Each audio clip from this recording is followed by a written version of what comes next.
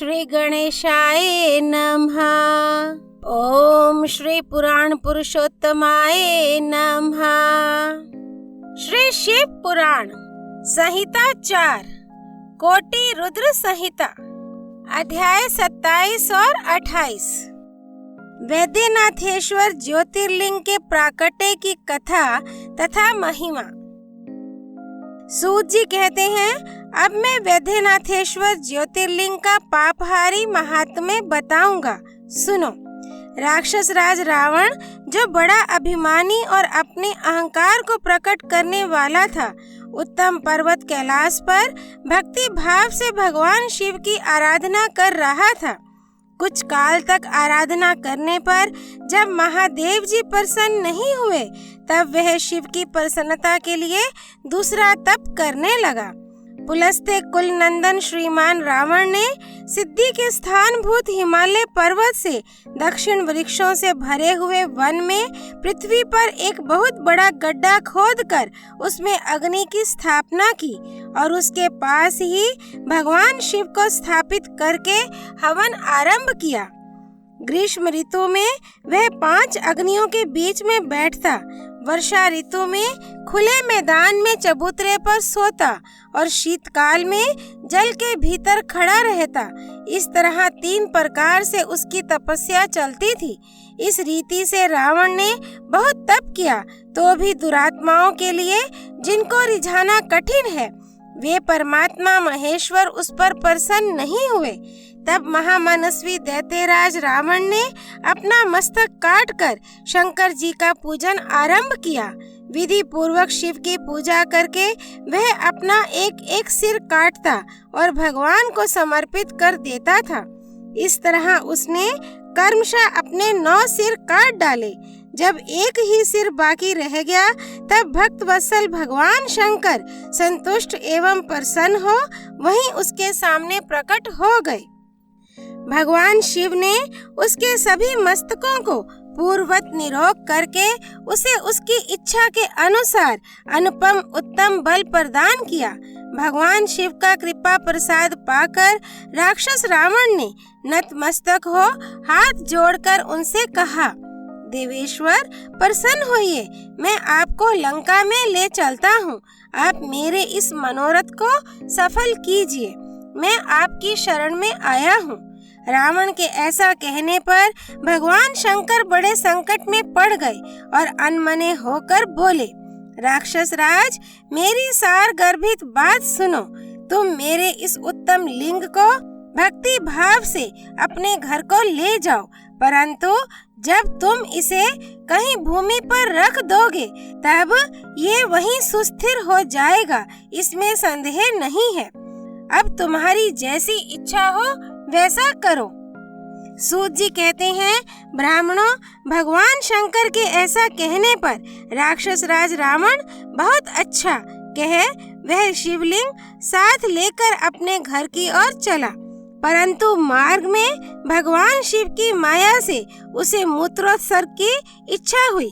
पुलस्त्य नंदन रावण सामर्थ्यशाली होने पर भी मूत्र के वेग को रोक ना सका। इसी समय वहां आसपास एक ग्वाले को देखकर उसने प्रार्थना पूर्वक वह शिवलिंग उसके हाथ में थमा दिया और स्वयं मूत्र त्याग के लिए बैठ गया। एक मुहूर्त बीते बीते वह ग्वाला उस शिवलिंग के भार से अत्यंत पीड़ित हो व्याकुल हो गया। तब उसने उसे पृथ्वी पर रख दिया। फिर तो वह हीरकमय शिवलिंग वहीं स्थित हो गया। वह दर्शन करने मात्र से संपूर्ण अभिष्टों को देने वाला और पाप राशि को हर लेने वाला है।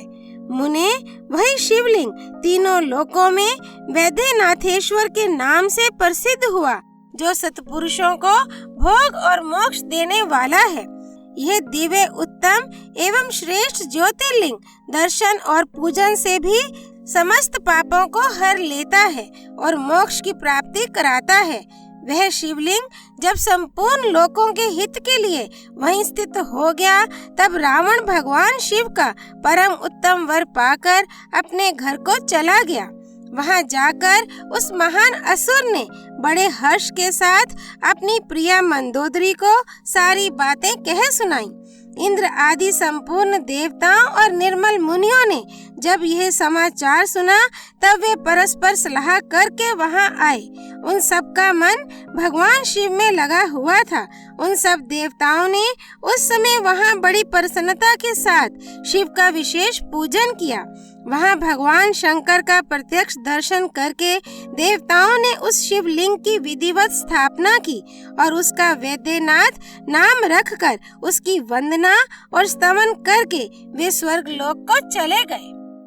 ऋषियों ने पूछा, सूत जी, जब वह शिवलिंग वहीं स्थित हो गया तथा रावण अपने घर को चला गया तब वहाँ कौन सी घटना घटित हुई, यह आप बताइए।